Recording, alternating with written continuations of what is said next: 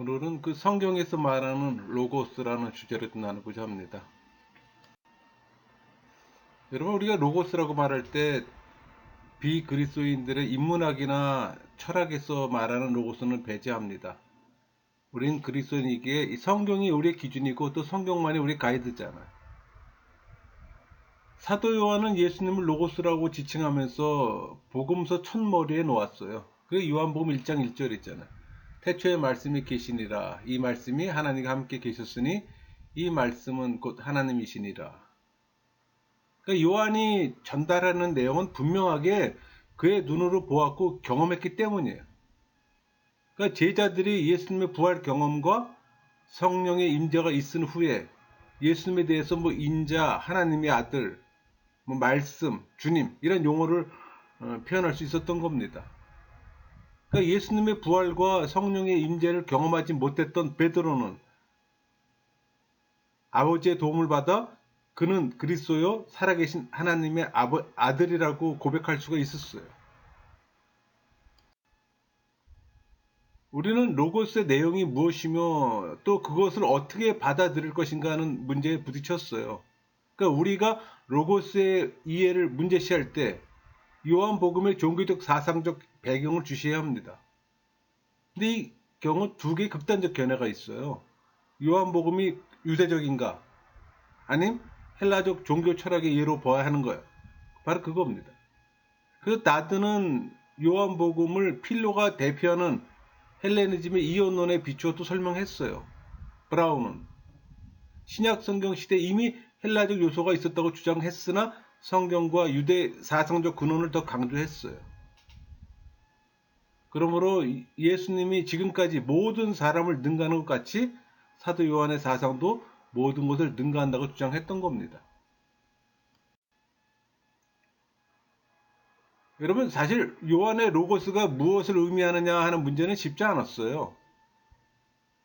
클라크는 로고스는 우리 요한복음 1장 1절 14절 나오는 것처럼 태초의 말씀, 도리, 가르침, 마음, 하나님의 지혜라고 주장했어요.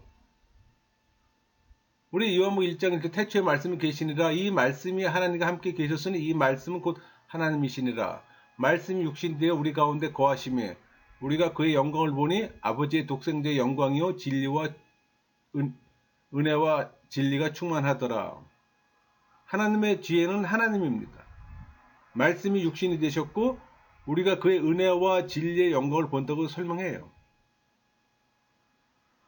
그러니까 하나님의 지혜는 세상을 창조하시고 세상에 있는 모든 사람들을 깨우치게 하는 역할을 수행해요.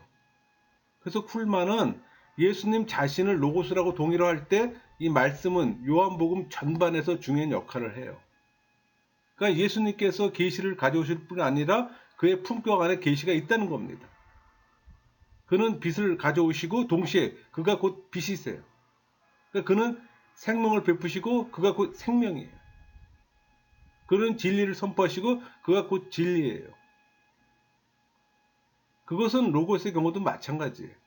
그가 말씀을 가져오시는 것은 곧 그가 말씀이시기 때문이다라고 요한은 로고스의 설명을 어떤 로고스의 역할을 설명하는 겁니다. 요한의 이 로고스 내용은 로고스가 태초에 계셨으며 인간들을 깨우치게 하기 위해 육신이 되어서 세상에 오셨다는 겁니다. 그가 세상에 오실 때 빛과 진리와 계시로서 왔다는 거예요. 이제 그 요한에게 있어서 진리 자체인 예수님에 대해 어떻게 반응할 것인가를 요구하고 있어요.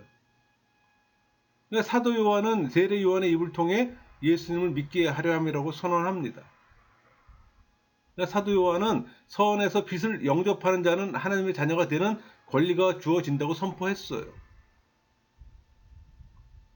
우리 사도 요한의 복음서 기록 목적이 그리스도를 믿게 하려 하며 또 믿고 생명을 얻게 하려 합니다. 이렇게 증거하잖아요. 그러니까 예수님이 베드로와 제자들에게 했던 질문은 오늘 우리에게도 주어지고 있어요. 예수님을 누구로 여기는가? 그는 누구인가? 이라는 질문에 대한 우리의 대답은 기독교에서 언제나 가장 결정적인 요소가 되었습니다. 또한 그럴 겁니다. 그러나 요한에게 있어서 이 질문은 문제가 되지는 않았어요. 그는 예수님의 부활을 경험했고 예수님을 보았고 진리와 계시의 힘을 인정하고 받아들였어요. 그리고 그는 로고스라는 단어를 사용해 그가 경험한 예수 그리스도를 소개하고 있는 겁니다. 여러분, 로고스의 의미를 이해하기 위해서 우리는 성경 기자가 활동했던 환경과 영향받았던 배경을 신중하게 파악해야 합니다. 그리고 성경 기자가 사용한 로고스의 의미를 아는 것은 기자의 의도를 바르게 또 이해하게 되는 겁니다.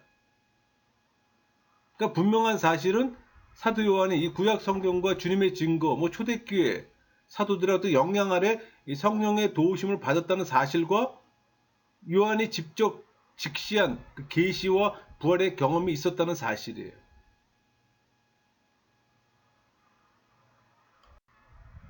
그래서 사도 요한은 예수님을 로고스라고 표현했던 겁니다. 그러니까 요한은 다른 것들로 가득 채워진 로고스의 방을 깨끗이 치워버리고 자신이 직접 보고 경험한 예수님을 로고스의 방에 채워 사람들에게 소개했던 겁니다. 그러므로 헬라적인 사상이 성경에 들어와 결정적인 영향을 끼쳤다는 주장은 주장일 뿐 오히려 이 성경이 헬라적 사상과 종교에 더 많은 영향을 끼쳤을 겁니다. 그러니까 로고스의 방 주인은 헬라적 사상이 아닌 요한 자신의 사상인 겁니다. 그러니까 우리는 로고스의 개념을 위해 요한의 방에 지금 도착했어요. 요한의 로고스 방이 로고스의 선제, 성육신, 그리고 영접으로 구분되어서 하나로 연결되어 있어요. 그러니까 삼각형 조건으로 세 각이 있어야 하는 것처럼 로고스를 세 각의 뿔로 해서 선제, 성육신, 영접이 있음을 우리가 볼 수가 있는 거예요. 그러니까 각각의 위치들은 객관적인 사실보다는 영원한 진리에 관심을 두며 또 역사보다는 신학에 관심을 둬요.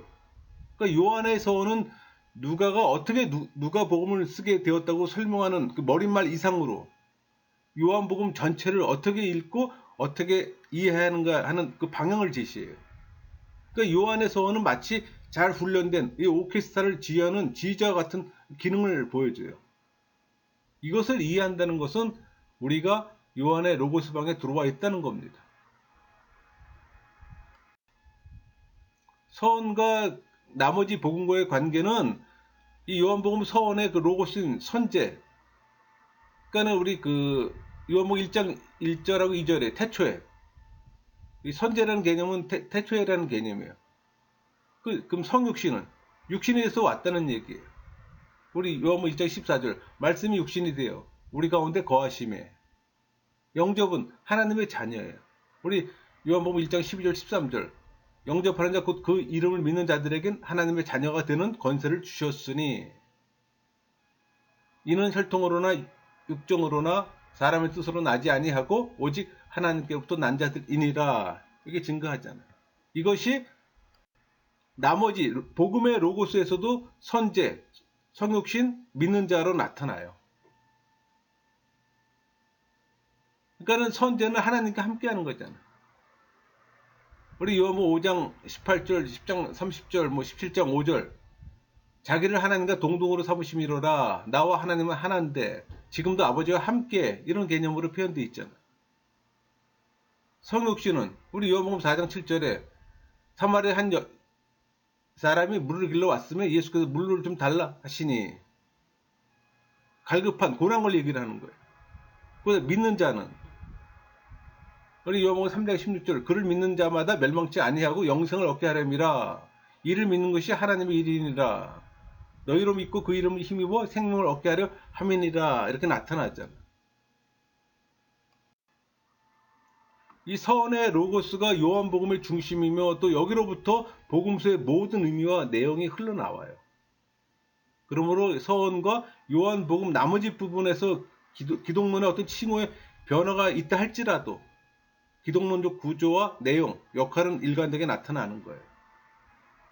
그러니까 로고스의 기독론에 대한 세례 요한의 증거는 예수님의 위치와 세례 요한의 위치가 비교되면서 등장합니다. 그러니까 세례 요한은 보냄을 받은 자로 자신을 부정하고 예수님을 높이는 증인으로서 공간복음과 대두되는 특징을 나타냈잖아요. 또 세례 요한의 증거와 목적과 사도 요한의 지필 목적이 있음을 볼 수가 있어요. 그러니까 세례 요한은 성경 기자의 목적에 따라 사람들의 이목을 예수님에게로 인도하는 또 훌륭한 역할을 했어요. 그러니까 선지하신 로고스는 영원성, 인격성, 창조와 신성으로 설명될 수가 있어요.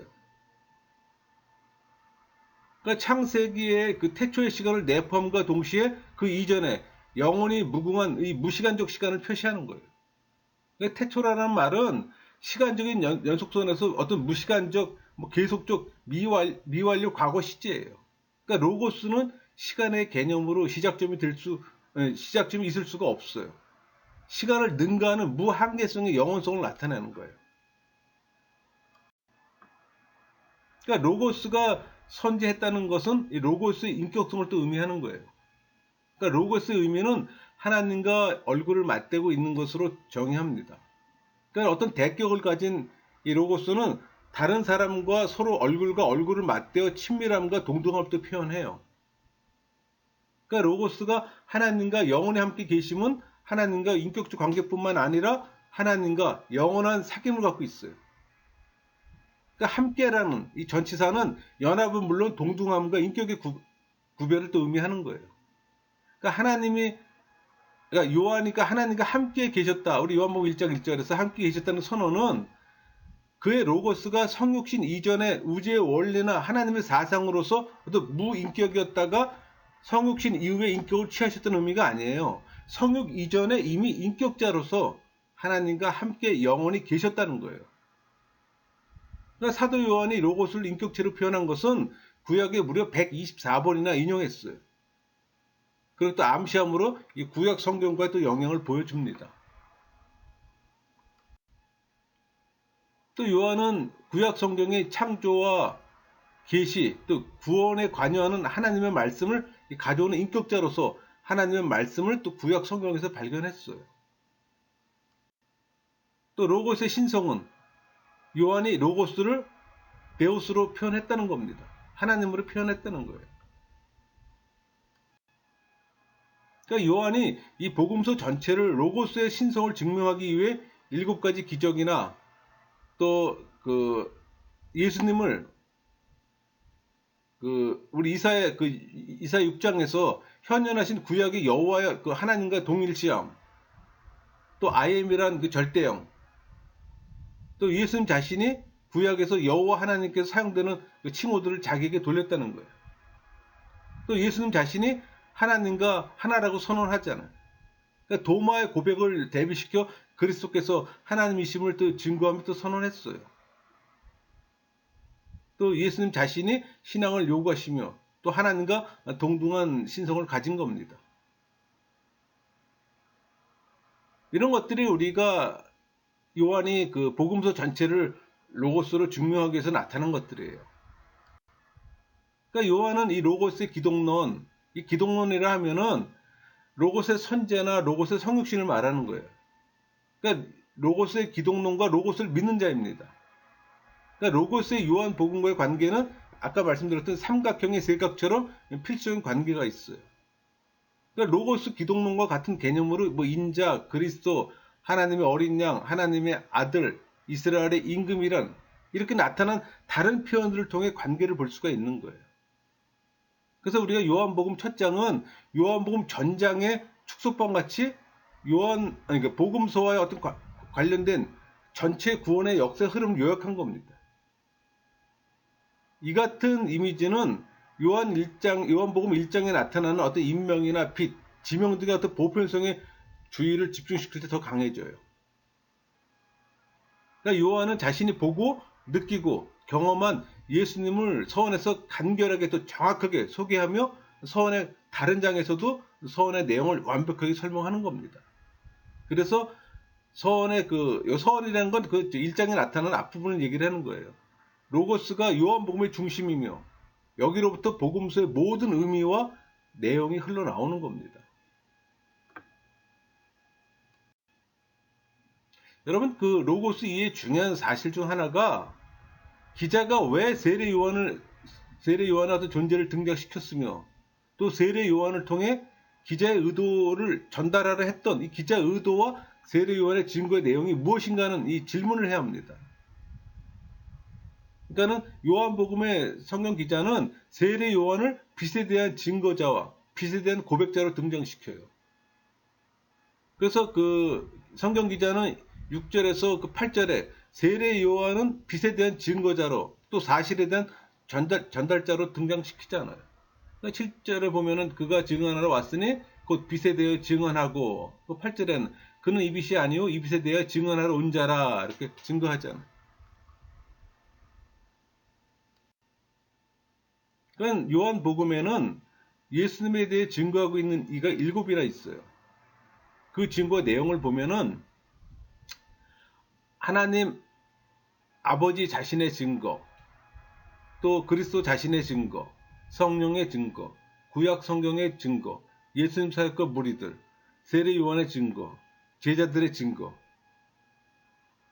이들의 증거에는 진리의 실증이 요구된다고 볼 수가 있는 거예요. 그러니까 우리가 복음서를 읽는 중 결코 기피할 수 없는 의식은 기자가 신뢰하는 사실을 집필했다는 사실이에요. 그러니까 자기가 기록하고 있는 내용은 전부 충분하고도 우수한 증거가 있음을 줄기차게 말하고 있는 겁니다. 그러니까 세례 요한의 위치는 예수님의 위치와 비교되면서 등장해요. 그러니까 세례 요한이 보냄을 받은 사람으로 6절에 나타나잖아요. 1장 6절에 하나님께로부터 보내심을 받은 사람이 있으니 그의 이름은 요한이라. 그러니까 세례 요한이 지음을 받아 이 보냄을 받았다는 것은 1절의 로고스와 대조되어서 그리스도의 영혼적 존재에 대해 그 피조적 존재를 말하는 겁니다. 그러나 그 존재의 위치는 하나님께로부터 보내심을 받은 신적인 근거가 있어요.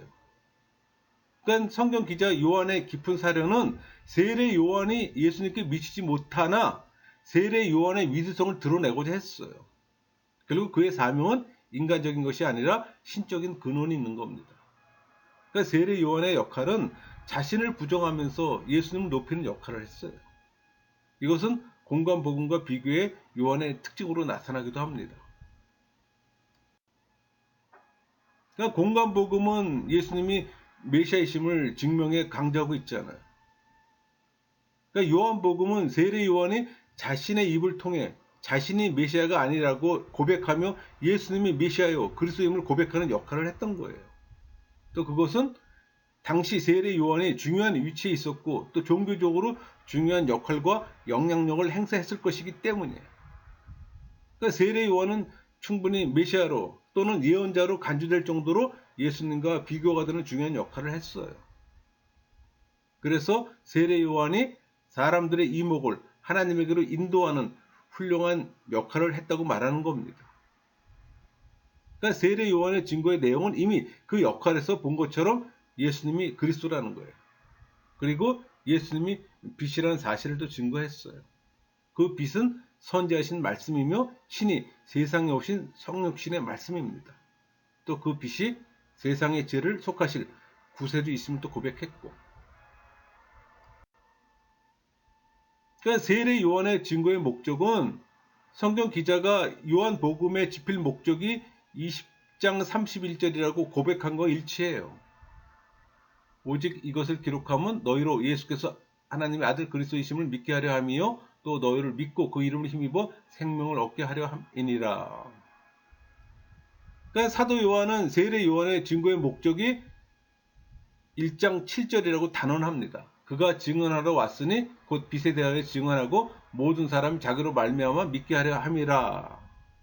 그러니까 세례 요한이 예수님보다 먼저 난 자이나 나중된 자로서 사람들의 이목을 예수님에게로 이끌기 위해 자신은 메시아가 아니고 예수님이 그리스도라는 고백을 했던 겁니다. 또 그는 예수님이 생명의 빛이라는 내용을 증거해 사람들로 예수를 믿게 하려는 목적을 또 훌륭하게 수행했어요. 그러니까 예수님의 선구자로서 예수님이 세례 요한을 만남으로써 그의 공생의 사역을 시작할 수 있었던 사실도 주목해야 할 겁니다.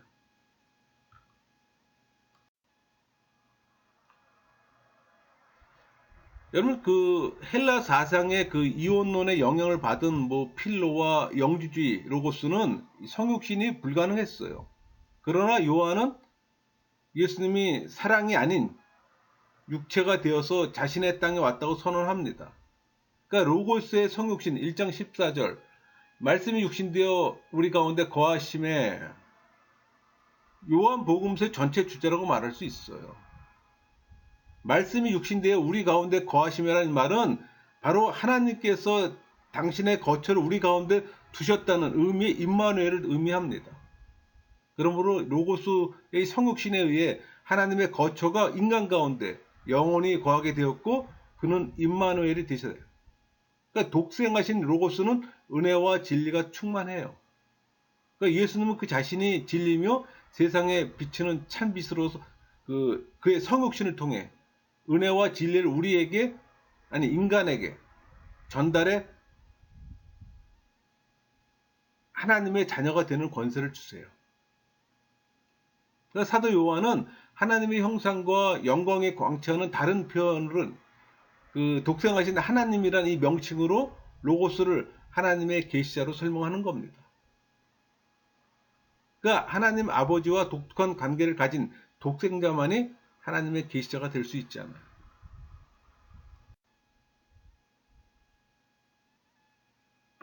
여러분 로고스와 구원과의 관계는 깨닫게는 빛과 지식과 그 이름과 믿음이 함께 관계하는 걸 볼 수가 있어요. 그리스도는 세상의 빛이잖아요. 진실로 예수님을 따라가는 자는 어둠에 다니지 아니하고 생명의 빛을 얻을 겁니다. 요한복음 8장 12절 말씀처럼 예수께서 또 말씀하기 이르시되 나는 세상의 빛이니 나를 따르는 자는 어둠에 다니지 아니하고 생명의 빛을 얻으리라. 사람들이 그를 믿도록 초대받은 것 같이 빛을 믿으라고 권면받고 있어요. 그게 요한복음 10장 36절 말씀이 있잖아. 너희에게 아직 빛이 있을 동안에 빛을 믿으라. 그리하면 빛의 아들이 되리라. 요한이 말하는 지식은 일시적인 어떤 연구나 명상을 통해 얻는 것이 아니에요. 오히려 활동 속에서 구체적으로 표현된 경험의 관계 속에서 얻어지는 거예요. 이것은 지성적인 면에서 시인하는 것 이상 인정을 의도하는 거예요. 그러니까 예수님을 안다는 것은 예수님을 받아들이는 거잖아요. 그의 자녀란 믿는 자잖아요. 그러니까 그의 이름을 믿는다는 것은 말씀의 진정한 인격을 신뢰함을 뜻하는 겁니다.